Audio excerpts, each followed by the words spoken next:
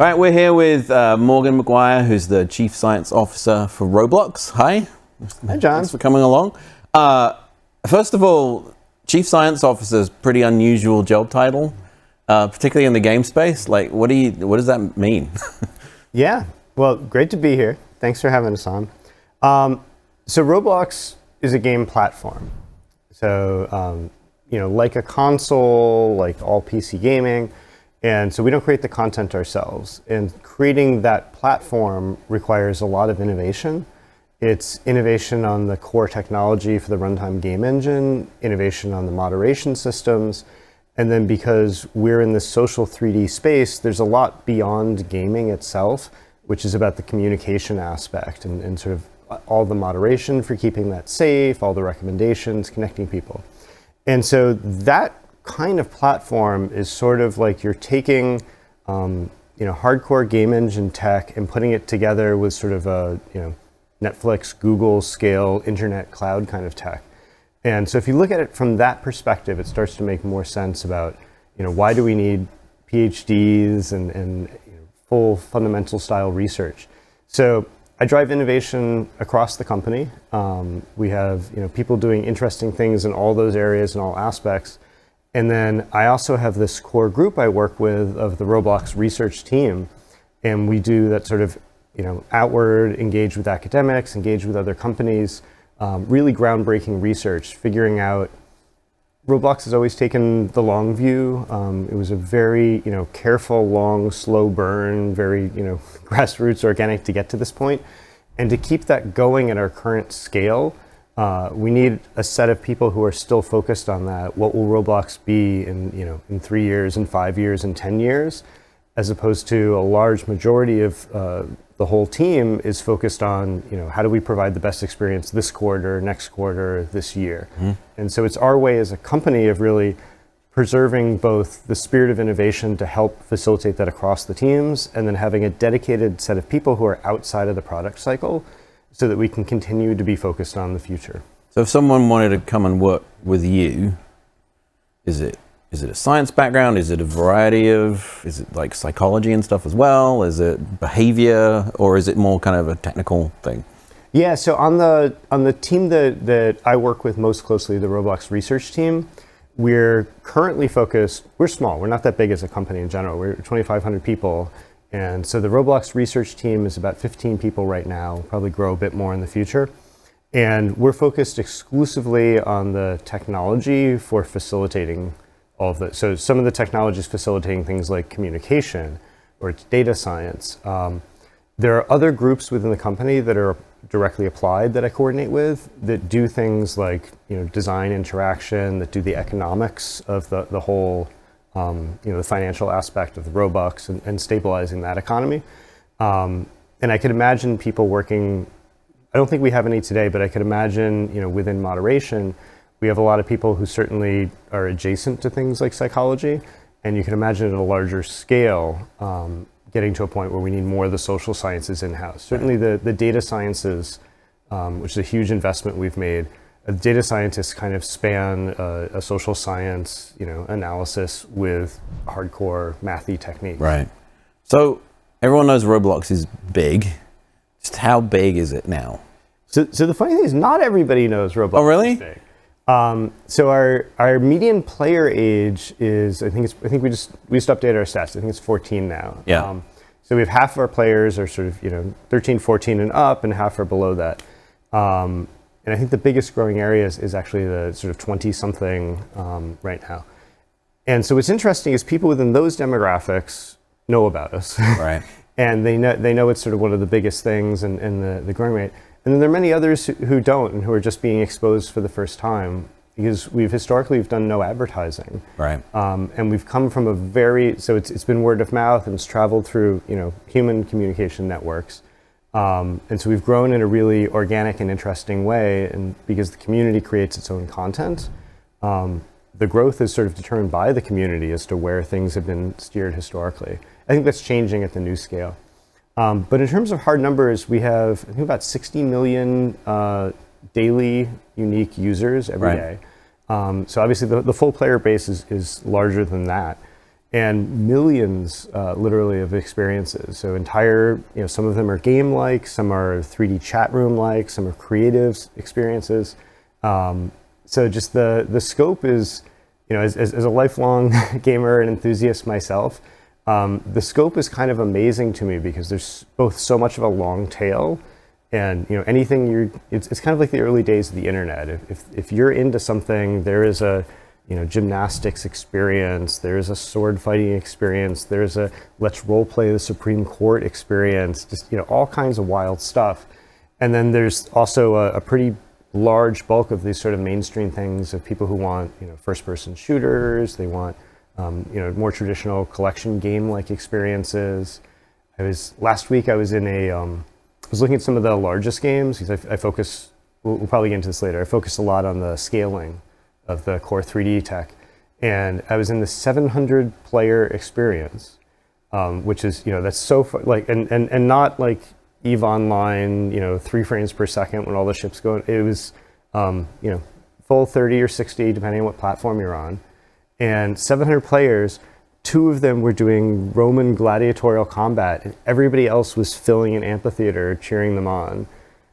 So just all kinds of wild niche experiences. So it's a population that supports that kind of stuff. The numbers are really big. What's most interesting to me about the numbers is the derivative, though, which is, where we just crossed 60 million daily active. But if you look at every quarter has been sort of the most active the player base has ever been, the most experiences. And so just that incredible momentum, I think, is actually what the interesting thing is, not where we're at today, right, but how fast that population is growing. It's really exciting. And, I mean, what's the breakdown with people playing versus making? Or is everyone a bit of both? Or because there are some big experiences that are starting to get some attention now, but is it a small number of people making stuff? Yeah, so it's one of our goals is we want everybody to be able to create on every device and for every kind of content. And so there are a lot of ways you could define creation, and let me give you a careful answer by sort of telling you which definition I'm using as I expand it out. So the first answer is every single one of those people on the platform is creating because the first thing you do, we don't have stock characters. Right? It's not like you pick which of 15 classes you want to be, or there's like 6 outfits.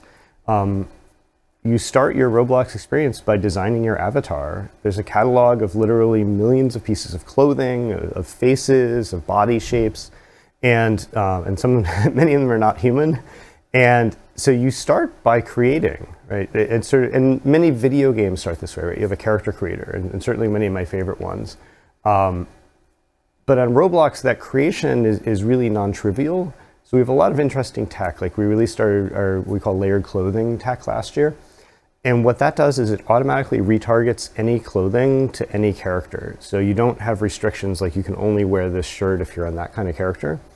And you can layer, so just like real outfits. So it's not you put on one outfit and now you have the ninja outfit, or now you have the purple bathrobe and that's it.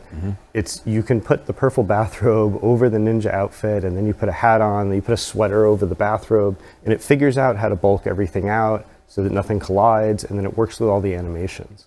So that was a pretty serious tech undertaking, but one of the things it was in service of is making sure that everyone can create, so that you really can create in the sense that we all create our own outfits or we create our own decoration for our house. Then there's a set of people who create that clothing itself, and that's sort of the next largest. I think it might be around 10 million. So it's a huge number of people have sort of created something and pushed it on the platform. And that can be as simple as you take the t-shirt template and you draw your own design, and maybe you do it in Photoshop or something. Or it can be as complicated as you're making a full body for a new 3D mesh and you're rigging it. So depending on wherever you are in that skill spectrum, there's a way to create. And then the next level up from that is when you start creating whole experiences. So because we're in this social 3D space, when you go into an experience, unless the creator of that experience is explicitly outloaded, you come in as your character. So you don't show up and become some specific narrative character. You show up as you. And that's what, when we talk about the metaverse, that's sort of one of the key elements to me of sort of the original kind of sci-fi snow crash metaverse, is that you show up in the experience as however you want to be with whatever gear you have and whatever outfit you have. And so the experience creators are making those places, but it's kind of always a collaboration between the player and the creators. So you have a lot more agency as a player to decide how you enter the world.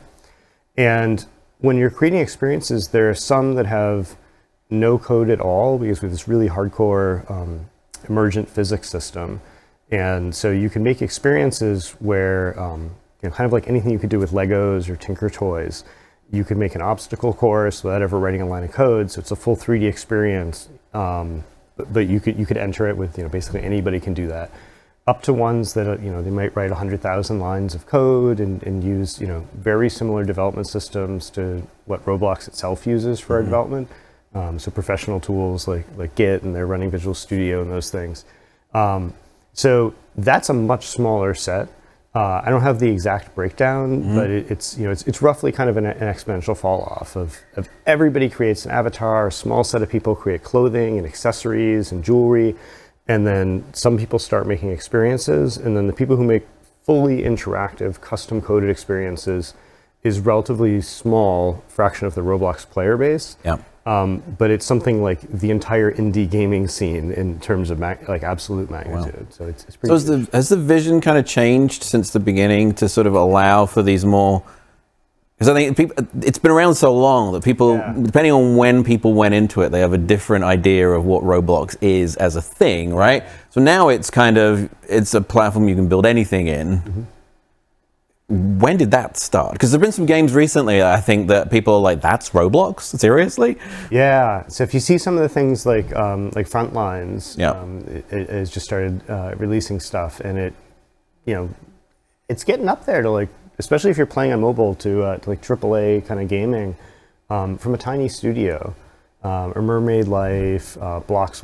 There's a bunch of these games that are sort of. It doesn't look like what you normally think of as user-generated content, even though it is, and they're small teams. So I think it's a really astute question, is how has it changed over time? Because one of our challenges, rule number one of we have, the equivalent of the 10 Commandments. So one of our, rule number one for our company is respect the community. And it's about making sure that when the community wants to grow in a direction, like, hey, I want to make a first-person shooter, I want it to have AAA visuals, that we're providing that tech. And it's also about making sure that the people who said, I've been on Roblox for 10 years, I love my old school blocky avatar, I don't want it to look like I'm, fully 3D mesh character, I like that sort of toy look. That we can say, yep, you can still keep that. We're never going to take away things that the community wants. And that was a serious evolution for us, sort of learning what the community wanted and how to provide backwards compatibility. Because we now have 17 years of avatars, of experiences. I don't know, even well outside of 3D and gaming, I don't know anyone who provide, if you try to open a 17-year-old word processing document, good luck. Right. So that's a real challenge to do for interactive 3D. When we started out, I had the pleasure of working alongside our founders, Dave Bazuki and Eric Castle, and the goal was to make the ultimate 3D building game. And it looked a lot like traditional Lego brick kind of stuff, little studs, click them together. And we had no notion of programmability at the time. It was all about user creation, but we had no concept of, how do we monetize and give back to the community so they can build businesses. We had no idea of how do we monetize. Mm-hmm. We were just focused on this vision of I want to be able to build stuff with real physics in 3D. Right. And so over time, and there were missteps along the way. There were things that we tried out, and we said it was a reasonable idea, but this is not working. So we built a lot of very game-specific primitives in at one point. We saw things like capture the flag games, we need to have flagpoles as a primitive. And we found that all the special purpose stuff was a bad idea, and that the right thing to do, because that was us trying to steer the community in certain ways that we thought were good.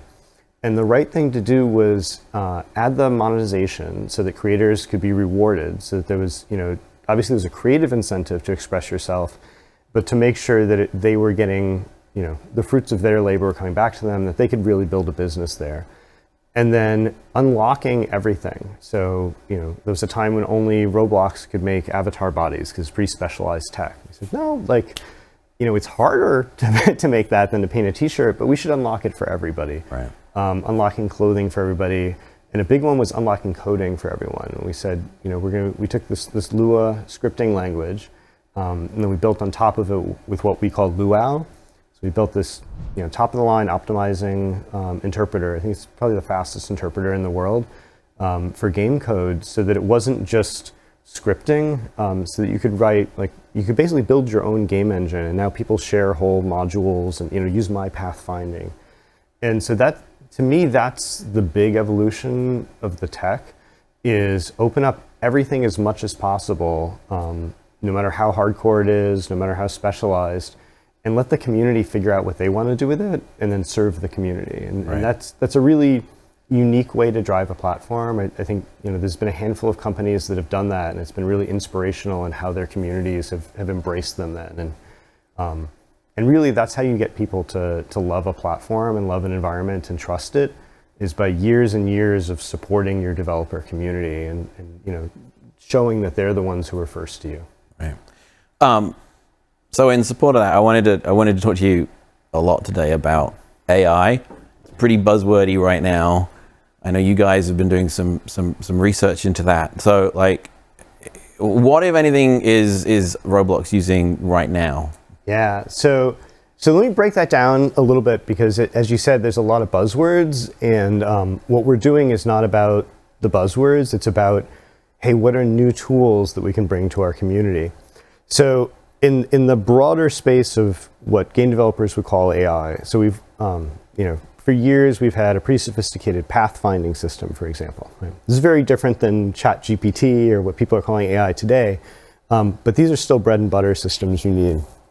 And so, for example, our pathfinding, unlike most of the game engines I've worked on, is designed to sort of scale to novice users as well as experts. So we can take a world and you can say, I want to get from here to there, and you don't have to handcraft a lot of stuff. It knows things like the character can swim. This thing looks climbable. You don't even have to flag it. It'll realize, those are stairs, or that's a ladder, or that's a wall I can climb.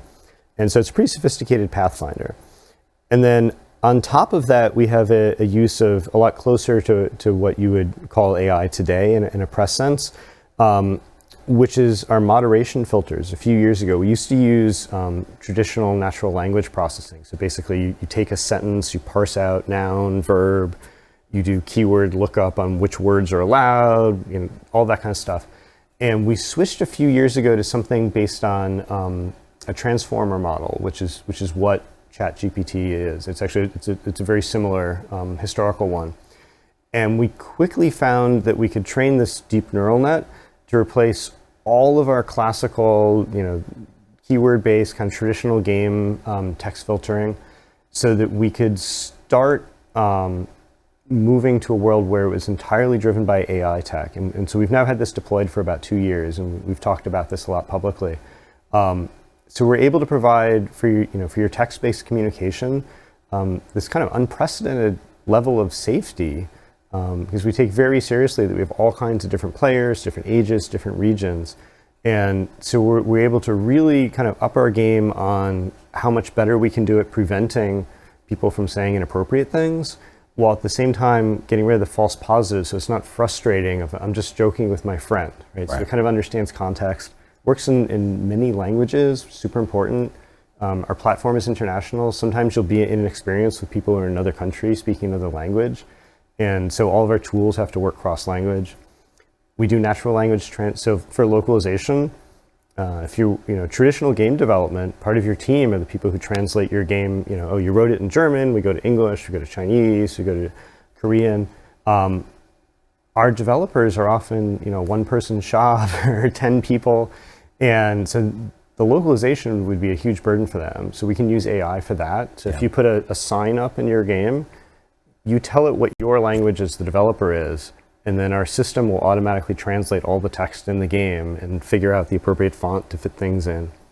So those were kind of the early adoption AI tech, and that was really the transition from classical AI to deep neural networks and sort of modern machine learning driven AI. Those were huge successes. It made everything we did higher quality, faster, and it costs less. So we started embracing this across the company. We've now shipped our facial puppeteering. So it listens to the voice chat, and if you opt in, it'll turn on your selfie cam, and we process on your phone. So your video never leaves your phone for privacy reasons, because that's super important to us. We will have your avatar, so the body is controlled by the in-game controls. So you might have a controller, you might be touch screen, but your face and your facial expressions are actually driven in real time to lip sync with the voice chat. And if you smile, and it even does your head turning. We've started using for some of our internal, so I have a meeting once a week with the heads of the 3D engine tech and the CEO. And we said, let's just move this meeting into Roblox instead of Zoom. And so we actually have that meeting where it's not a gaming experience at all. We're sitting on couches like this, but it's tracking our facial expressions and our voice, and you can see who someone's looking at.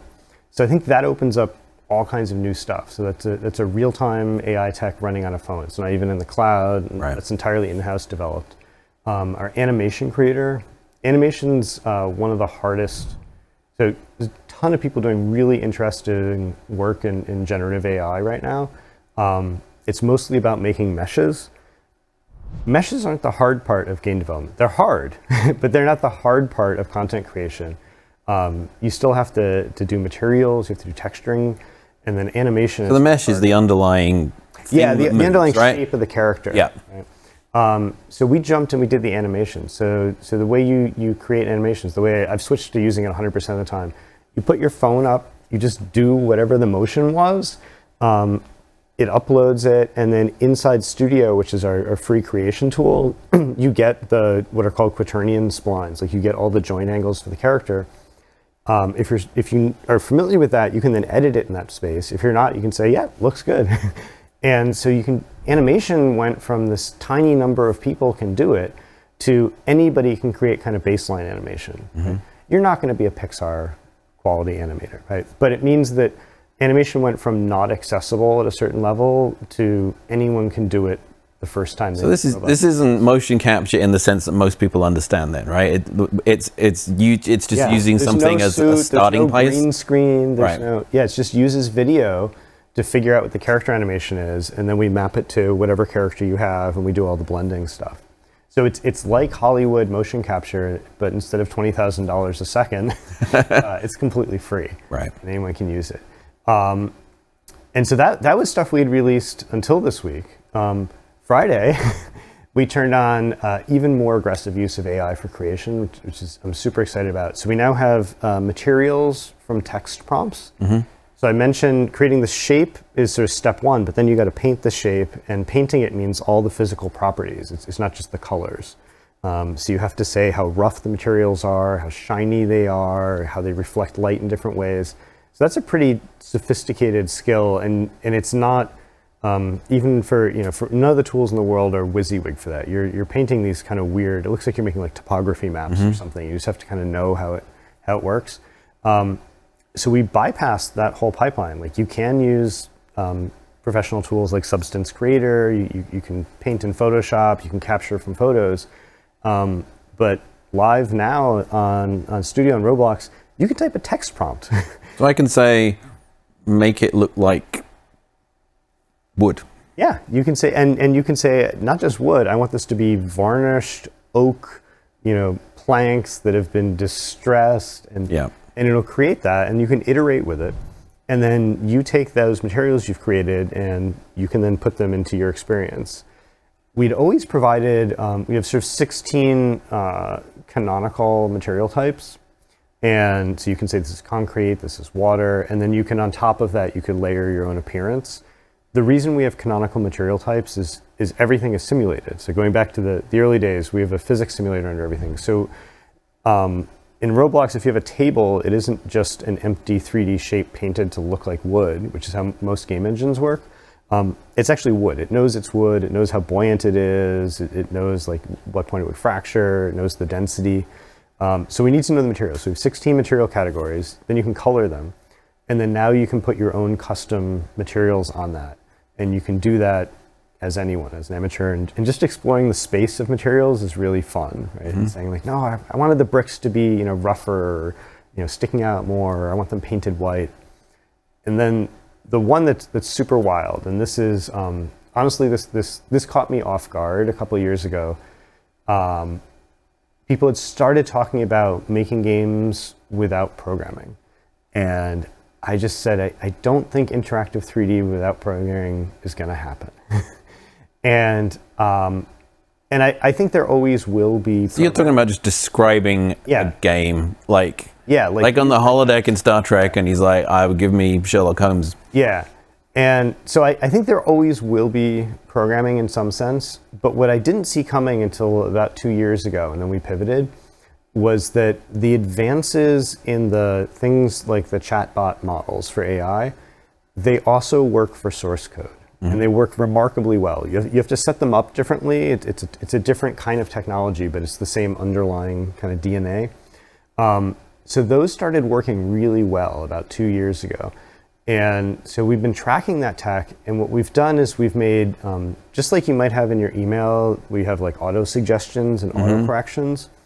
So what we've turned on Roblox, and this is live now as well, is the ability to have it auto suggest code to you.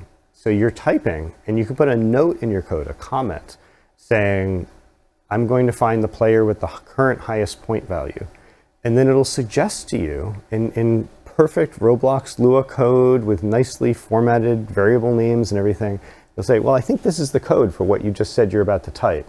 And then you can accept it and modify it, or you can say, no, that's not how I wanted to do it. So that kind of assistive programming is huge. That really lowers the barrier to interactive content creation, because it means that not just the visual aspect, but also the core interaction, the way that characters move, the way that switches and levers, all the point systems, the core game mechanics are now accessible to a really wider audience. You still have to be, hopefully that's an on-ramp, because you still have to program. You still have to be able to look at that stuff and say, is that what you wanted your game to do? Because if not, you're going to have a bug. But I think that's, the beginning of something really exciting, where eventually I would love to, this is our research plan, is to be at the point where you can give sort of a page-long summary of what your game is about. Somewhere between what kids on a playground would say and what a professional game designer would write as sort of the game design document, and then give it some reference art. Here are photos I like. This is kind of the vibe I want the geometry. And that's what in a studio you have concept artists for. And that given all of that, it would give you kind of a rough draft of an interactive experience. And if your goal is I want to make something for a couple of my friends and I don't really know much about 3D content creation, maybe you just stop there. Right? You've described a room and a couple, I made an escape room game, I'm done. But maybe you want to release something and you want tens of millions of people playing it. That gets you through the sort of early pre-visualization stage of content creation really fast. You could compress years of work into maybe a pretty fun interactive week of your art directors there, your lead programmer, you're kind of sketching things out, you're trying it, and then you can iterate. And hopefully the ways that you iterate will continue to be at that high level. So you walk around in the world, maybe you're walking around in VR, this is a couple of years out, and you say, I want that building to, be a little older looking, and super important. The film industry for about 20 years, the games industry for the last 10 years, it's been growing nearly quadratically, the amount of content. Just players, audiences expect so much more. And we're seeing these amazing games that come out, right? You have open worlds and you go every. That's like a 2,000 or 3,000 person art team, and it's not sustainable. So AAA content creation, UGC content creation, the whole idea of the metaverse, like that level of content, we can't get there by handcrafting every little element of the world. We need tools that let us paint in bigger swaths. And so to me, that's what's so exciting about generative AI. There are other places I think AI is going to be really important for 3D. But for generative AI, that notion of tools that can understand at a higher level than touching every single pixel by hand, so that I can leverage my creative ideas, whether as a professional or as an amateur, instead of the tools kind of holding me back. And so I just think of it as it's the biggest possible paintbrush, but you've still got the whole rest of the set to go in and refine it. Do you see that eventually getting to a point where you can just talk to it? I would love to do it with, get even the typing out of there. Yeah. I think, there's all kinds of reasons, some of which are accessibility. So not everybody can talk. Right. Not everybody's going to be comfortable or in an office space where they can. But I think the notion of what we've seen for human communication is like when we added that facial tracking, I think that's so much more richness. And we've been experimenting with hand tracking as well. So if you're in an experience where you're doing platformer jumps, you want to be holding a controller or a phone or a mouse. If you're doing an experience that's more social, right? And even the most competitive games, you can imagine you're playing like a Grand Theft Auto or something. There's still sections where traditionally you're seeing cutscenes, or you're basically just talking. Some games you're going through dialogue trees. So why not give me my face and hands for that as an input? And certainly VR has opened that up for a lot of experiences. So I think talking, hand gesture, facial expression, when I'm working with a concept artist, the literal words I'm saying are only part of the message. The tone, the face, the gestures. I might be pulling up references and saying, no, look at this thing on my phone. I want it more like this. So I think all of that will come into the content creation tools. So tools that understand humans better is sort of where it's at. And I think that's what generative AI, that's what the work with the transformer models, things like GPT-4 and ChatGPT that have been in the press a lot lately. I think that's super exciting for content creation. How do you moderate that? Because you've got to kind of understand intent at that point. Yeah. So there's an example from years ago that like really stuck with me, and it was the iToy on the PS3. Yeah. There was a game, I don't know if it ever came out, but there was a game where you could basically draw anything on a piece of paper and it would turn it into a tank and put it into a tank battle game. And I can remember distinctly talking to the developer and said, the first thing people do is they draw a dick. So we had to basically recognize that something might be rude and then not allow it. But when someone's just describing, hey, I want this, how does the AI kind of like disallow that? Or I mean, does it let them make it and then say, no, you can't share that? Like that's a whole different challenge for moderation. Yeah, so thank you for asking about moderation. It's is the heart of everything we do. So you've heard us talk about our company mission statement is connecting a billion of people with civility and optimism. And that civility is super important. It's part of everything we do. There are many pieces of tech where we had been sitting on it, in some cases for years, and not released the tool, not released the feature, because we hadn't yet figured out how to do it in a way that was safe. So one part of that is, there's an audience for any kind of content within legal bounds and things like that. There may be an audience for which it's appropriate. Right? When I'm playing something with my wife or with my friends, that's very different than what I want my kids to experience, right? And when I'm playing with my kids, that changes the way that I should be moderated again.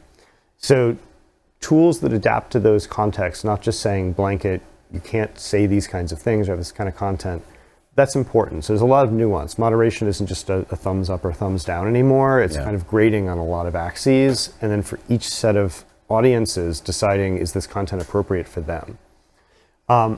So one of the ways you do this is you try to put in certain restrictions in the tools themselves.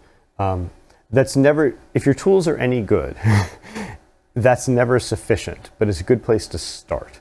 So we want to have tools where it is hard to make things that would be inappropriate and easy to make things where it's appropriate. And that's basically just trying to guide people in the right direction. But ultimately, if your tools really do let you express anything, you're going to be able to express things which are not appropriate on our platform in any form. And so that's why we have the text AI moderation, we have image-based AI moderation and audio-based moderation that we're working on. Some of that's legal constraints that have nothing to do with civility, just things like, this is a copyrighted image, we're sorry, but you can't upload it unless you're the copyright holder. Right. And this is what all of the UGC platforms eventually had to figure out. Right, so YouTube does a lot of filtering for this kind of stuff. They got very sophisticated. So we do all of that. We've inherited both from other companies their good ideas. We've done a lot of our own because we're really the only place right now that's doing interactive 3D. And so it's a new, the world kind of knows how to moderate video now and how to moderate audio and text. Images, tricky. It's pretty easy to fool a lot of the systems that have been previously released. So we've decided we had to make our own stuff that was more sophisticated. And 3D is a whole new world. And so that's one that we're really kind of charting a new course there. Everything that goes out on the platform is moderated. Sometimes it's a human being, sometimes it's an AI who filters it and then might call in the human or let it pass. And then increasingly what we're trying to do is have the human moderation is providing a feedback so that there's a small number of humans who will always be there, but then the AI is watching that and kind of learning about it. So if you use our material creator, we've tried very hard to make it difficult to make things that are inappropriate. Part of that is just you don't want the creator to inadvertently say something and then see an image that they didn't want to see. Right. So it's protecting the creators, saying like, did you really want this before we go there? But then there's this whole other layer of you can't show that to anyone else until it's gone through our entire image moderation pipeline. Yeah. And then we moderate the experience it's in as well. So it's not just the content, it's the content in context. So sometimes something might be appropriate sort of in the abstract, but then when you see how it's used, you realize, oh, you were either accidentally or intentionally, you covered up part of the word, and suddenly that's a different word. Well, there's behavior as well, right? You're encouraging behavior in a game that might not be appropriate because it's not words, it's not an image, it's just action. Animation was a really tricky one because if you see an animation out of context, it often looks like, they're picking flowers, they're doing something.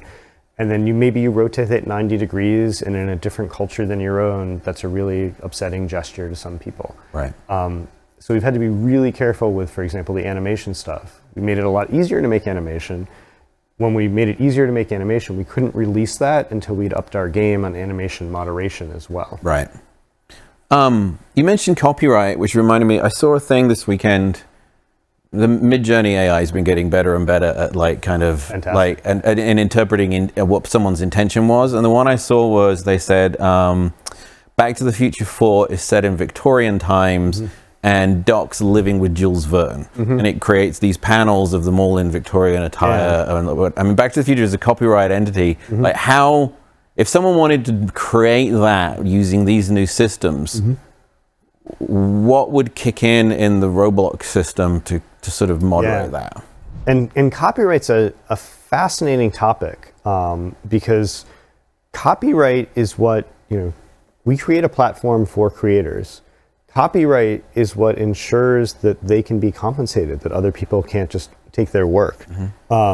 So foremost, copyright is a positive thing for our developers because it's protecting their ability, their livelihood. It's tricky because it's different in every country. In some cases, you have like the EU where there's a relatively homogeneous, but we're active in 180 countries. So we have 180 different copyright regimes that we have to be careful within. And we also have brands on the platform. So, we'll have Nike, we have the NFL, Carly Kloss just brought her fashion line. So we have all different kinds of content, Chipotle. When that happens, are those things open to people so they could describe, so this character is going to be wearing a Nike outfit? Yeah, and so we need to make sure that, when you're making the Nike outfit, are you using Nike's logo in the way that Nike, the brand who is present on the platform, is selling it? Or are you inappropriately using someone else's logo, in which case we're going to shut it down? Right. And there are interesting ways other platforms have done things, like giving you a choice then, if like maybe you want to negotiate with Nike, right? So if you're on YouTube and you use a copyrighted song, depending on the copyright holder, they might offer like, hey, do you want to just give a royalty instead? So I think there's really interesting things to think about. How can we take this centuries old concept of copyright and bring it into digital content creation in a way that's win-win for everyone, right? Like I want to use some of your copyrighted content. I'm not trying to rip you off. It's just, I think it's great stuff. We already have the case though of, you could go into a Nike experience, you can get a Nike outfit, and then you can go and wear it, and you might wear it in like the Adidas experience.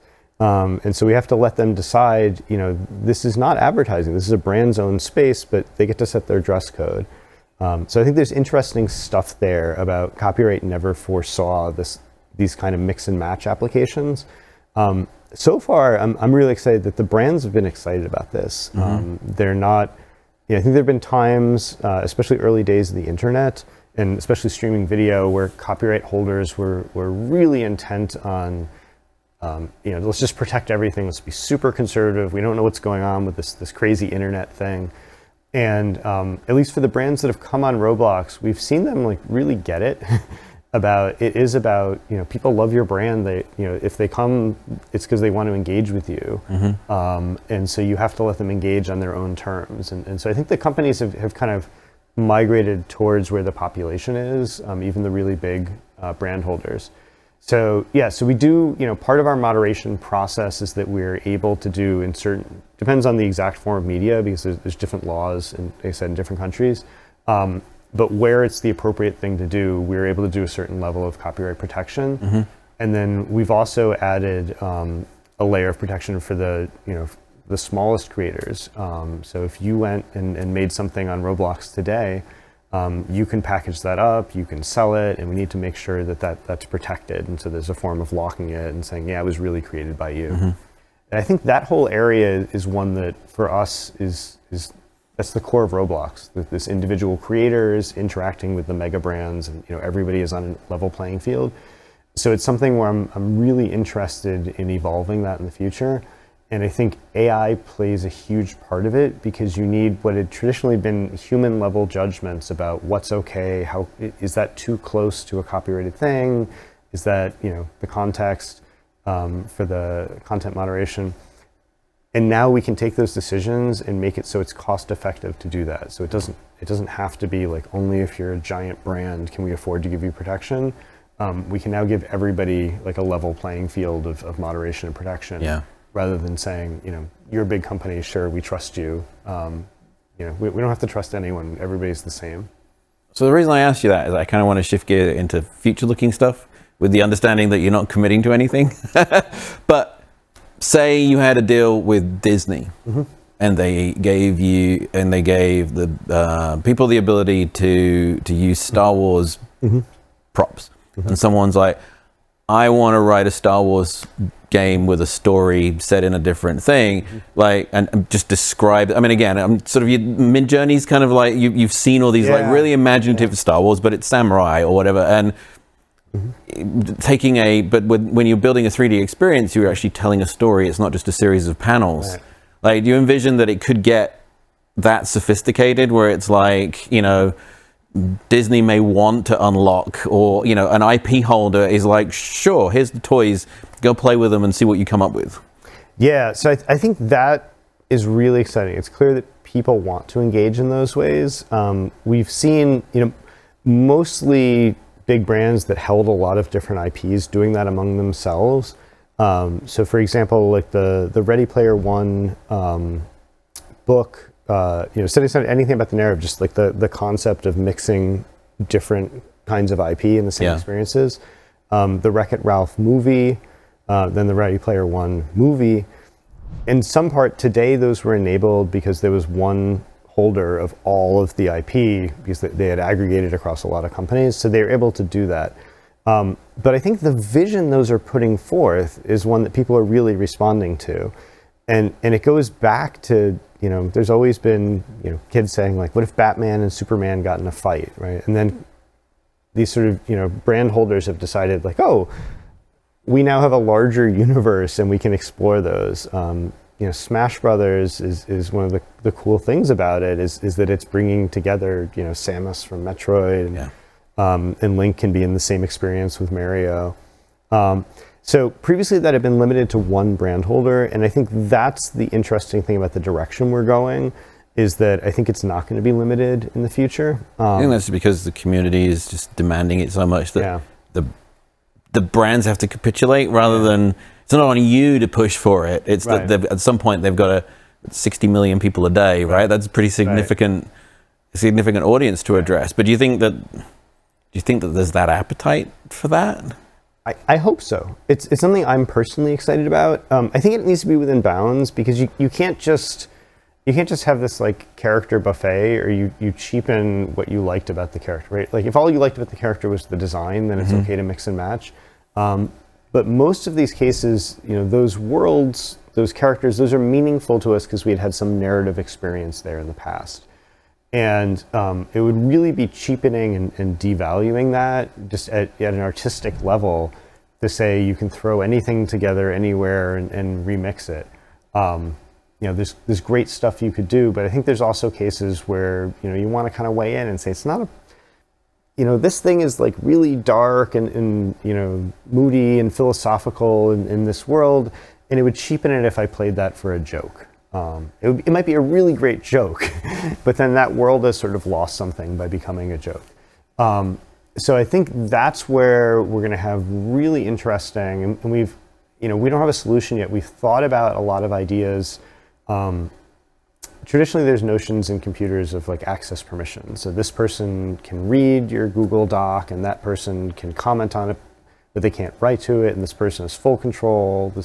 So I think the next step beyond that, saying, you can use this, but you can't modify it. You can use it, you can put different clothes on top of that character, but you can't modify the core. Oh, you can control like the height and weight and skin tone and all these properties of the character. You can put this in any experience. You can only put it in a PG-13 equivalent experience. I think we would love to get to that kind of a place. And what's exciting to me is that that becomes, once you have enough options, you don't want like a 50-page checklist, right? Right. So it becomes a kind of programming, and this is where it intersects the AI programming again, is what if that program could be, you just write your intent as a paragraph of text. And you say, it's great if you use my character, don't use it in these kinds of experiences, you can only use it in these 3 languages, and you're allowed to change certain, and you can just say it as natural language. So I think that's a future possibility a near future possibility that I'm very excited about, of making that notion of something between a contract and a program to kind of get into this normal human middle ground of just expressing your intent. I think that could potentially open up a lot. I'm personally really excited. So we have millions of experiences on Roblox. Some of them are huge, and some of them, there's 5 people in it. A lot of the big ones have started to do a couple crossover events, and that's really exciting to me. That the Roblox developers are now moving to a level. They've already done this with tools, but it's not visible to the community. So a lot of the tooling they use for sort of the kind of prosumer level development was created by one dev and then shared with others as open source or something. And so there's a level where we support our developer community, and then there's a level where they're supporting themselves. And then we're starting to see some big, like Adobe released a bunch of tools for working with Roblox, and we're starting to see Blender plugins. So it's neat when you've created something and then the community and the ecosystem have taken on a life of their own, and it's not just us providing the tooling. And what the players are starting to see for the first time is there'll be a crossover event where you go to Bloxburg or something, and you get this item that you can only get there, but you can use in this other game, or a character will show up. And this isn't the company, it's just me personally. I love that when it's the creators themselves, without us in the loop, and without even these questions of like copyright and everything, are just saying like, hey, we have overlapping communities that like each other, and let me give you a boost. One thing that's coming up, and it's super experimental, we don't know where this is going to go, is there was a lot of calls to do advertising on Roblox, which we'd historically always resisted. We just said you can't do ads on Roblox, because we didn't like the way that advertising had gone in a lot of other social media, and we want Roblox to be about the players and the developers first. And so it's fantastic when brands want to come in and engage with that community, but we don't want, as a company, to be working for the brands. We want to be working for the community. And we had started to figure out, well, what if we allowed advertising? Because there's certainly cases, we've all been in games where you go around and there's a billboard and it's like this fake McDonald's billboard because you can't use them. And it's sort of like, well, I actually, in that case, want the real brands. I don't want it to be a knockoff Porsche and because they couldn't get the license. I would, let it be the real thing. And then there are other cases where it's sort of like, advertising is positive in the sense of like, oh, that's how I found out about this product that I love. So we were trying to figure out how can we bring advertising to Roblox in sort of a Roblox way. And we've started experimenting with this. And I think there will be many iterations. Everything we've released that was successful, the engagement-based payouts, it's one of the ways that you can be compensated as a creator. All the content creation tools, it's always we try something, we try another thing. We're pretty quiet about the experimentation. We're quiet about the successes as well. So we just work with the community. So we started advertising where you can create actual 3D engaging stuff. So it's not, you can put up your billboard or whatever, but the really exciting ones are you can create portals where it's a thing and it says, this is like Chipotle world, like, are you hungry? And you as a player can decide if you want to walk through that portal and enter that 3D experience. And if you do, like, we'll take you there and we'll bring you back when you want to come back. And you as a developer can decide, like, do I want that in my world or not? So it's not like banner ads or something we're just slapping on everything. And that's really interesting to me because, it gets at this sort of the social 3D mixing metaverse where we saw the creators starting to do this organically. They would occasionally do a crossover. But it had to be like, they met up at the Roblox developers, like we have our own kind of GDC. So they met up at the Roblox developers conference and they were friends and like, wouldn't it be cool if we did this thing? And this is a way of sort of distributing that internet wide. So I can just say like, hey, anybody who's a popular experience, I'll give you, some kind of cut of my royalties if you put a door from your world into my world. But that doors between worlds is part of the magic of that metaverse vision, which I think is well suited to Roblox. Like we've created these millions of worlds. We've created a platform where others have made millions of worlds, and we have a way where you can be the same character with the same, you have the same currency. You can jump into any of them, but the worlds themselves, like you always come back to our hub, and moving in the direction of you can move between the worlds themselves and getting us kind of out of the way as Roblox. Like we just want to provide the tech. We're doing this with a lot of the content creation. Our vision for that is right now you build your character basically in 2D. You go shopping, you pick out stuff. There are a couple experiences. An experience can use the full catalog. So you can I can buy a hat that was made by a third person in your game and put it on immediately.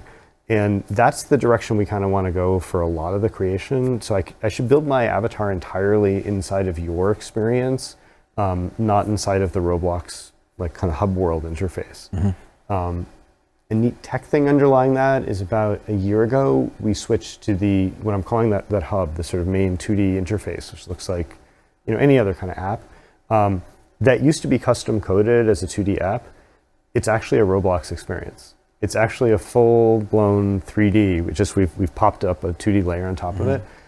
But one part of that was important is we wanted to be, first of all, we wanted to be using the same tech as our own developers, so the sort of dog fooding concept. But it meant that everything we're doing is now tech that can be released to the devs. And it's that same philosophy we've always had of let developers have like maximum power on the platform. So we've made it so that everything that we're doing about moderating the sales of clothing between players, or how do you get into worlds, and expanding that to give it to developers. So one possible future is I would love to be at a point where 10 years from now, maybe I'm in a VR device, and I'm just kind of hopping through worlds in the way that I hop through websites by following links. And there is no, once upon a time, Yahoo basically was like a central directory for the web. And that concept is very antiquated, right?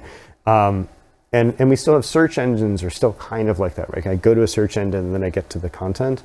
But I think increasingly we're seeing, things where you just sort of follow your own path, and what Google or, what Microsoft's providing is that underlying layer that's invisible to you. Right.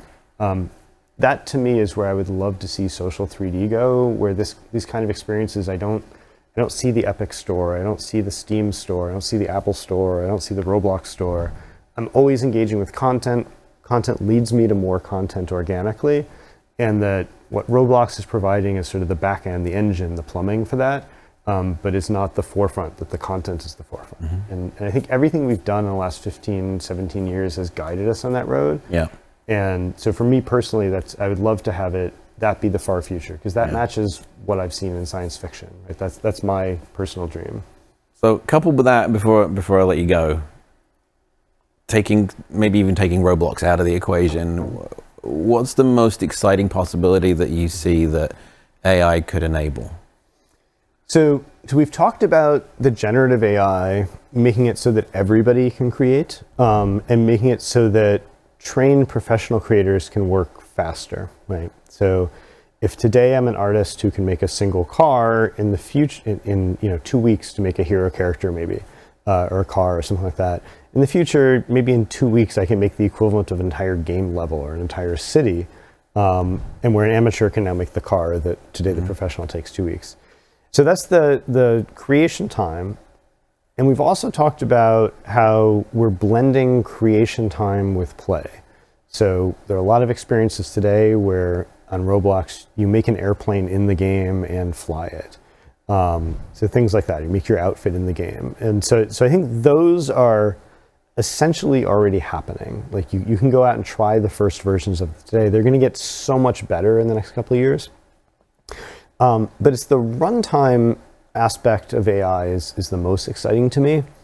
And what I've seen both from our own experiments and what others have shown me is this notion of making characters that really feel alive. And on Roblox, mostly because our game engine scales super well. We currently have a production ceiling of 500 players in the same game, fully interacting, which it's about 500 times what the biggest off-platform games are doing right now. And we're in beta going up to 700. We're probably going to hit 1,000 very soon. And what my biggest research project right now is we want to get to a 50,000 player single instance.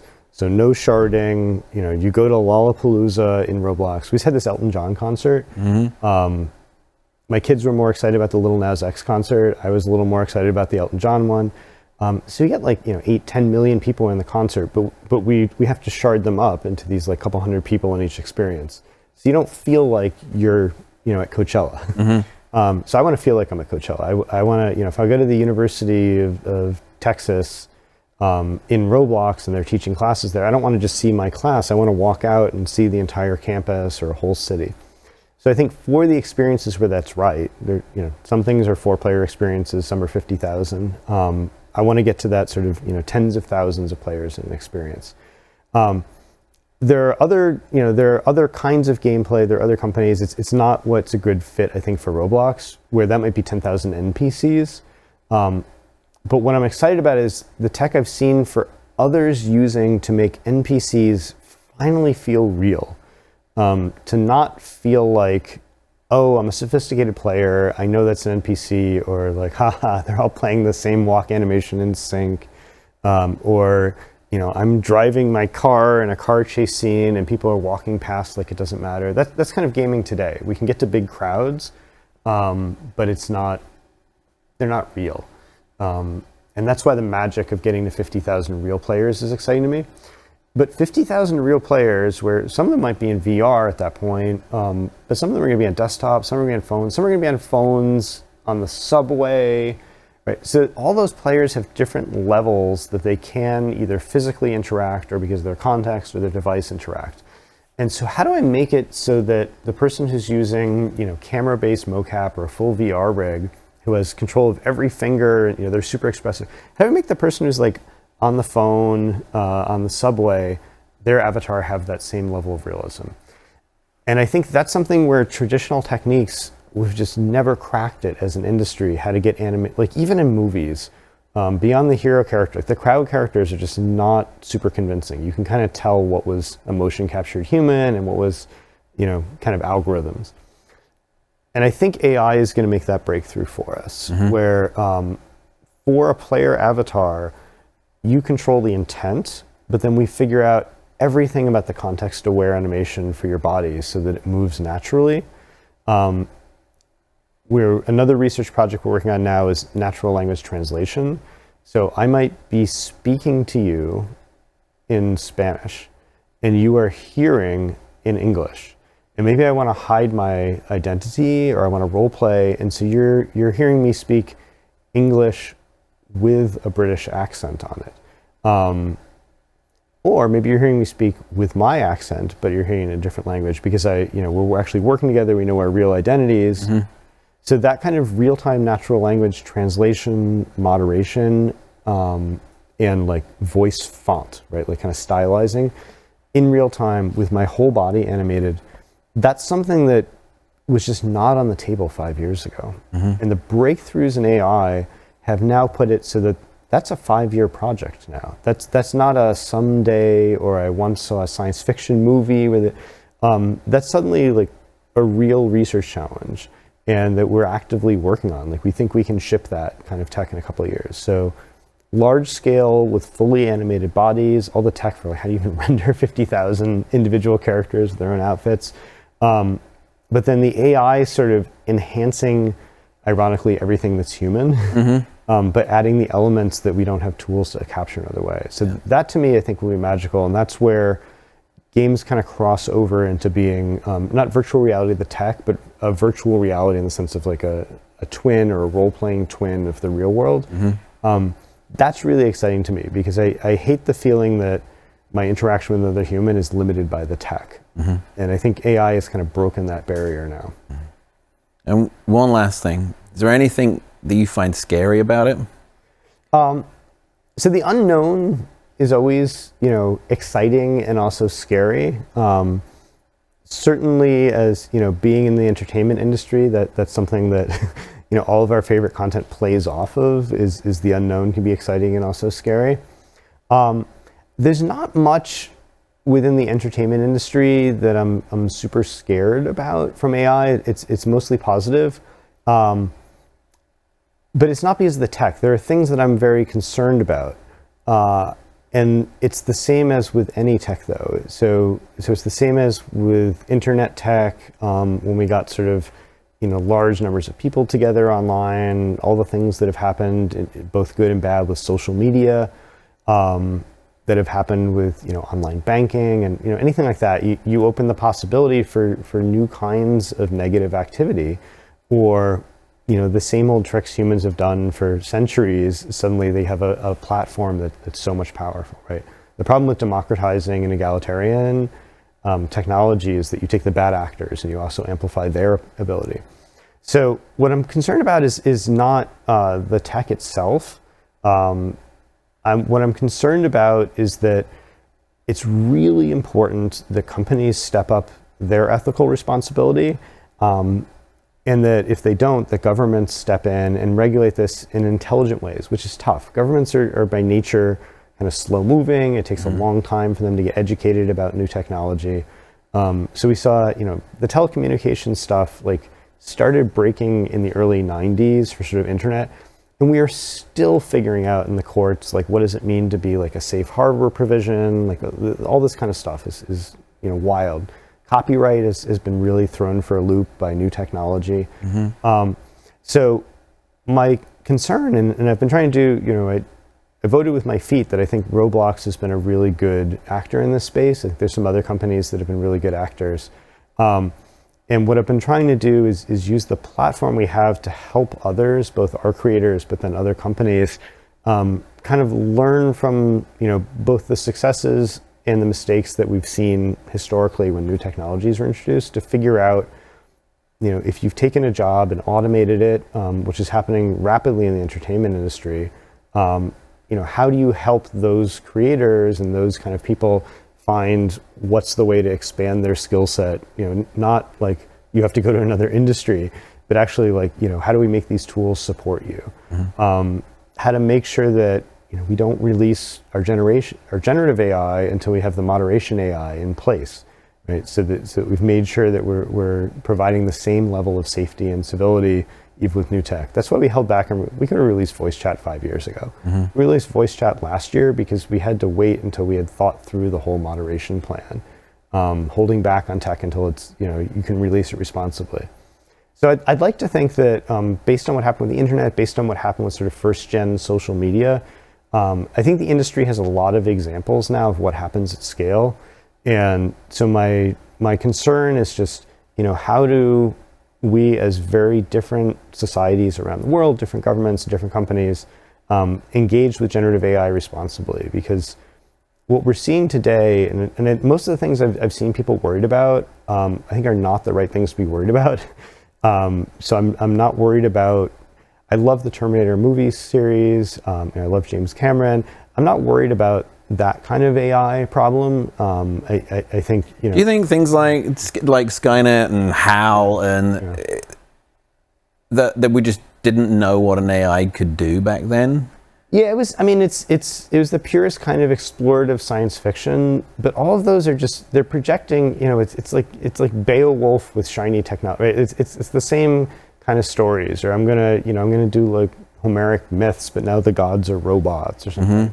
I'm the sort of real world kind of stuff like that. I'm not super worried about. I'm worried about that in terms of like, obviously the state of like militarization of the world and all this kind of stuff. Like, I want peace on earth, and I want everybody playing games and making movies together instead of doing bad stuff.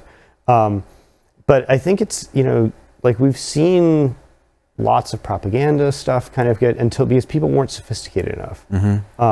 That's exactly what happened though with like the early days of photography. Right, like people didn't realize, and like even into like the 1970s, right? People are cutting with like scissors and like making a fake image and putting it on a newspaper, and you say, "Oh my gosh, there's a photograph." And now we know, like, hey, wait a minute, don't trust everything you see in an image.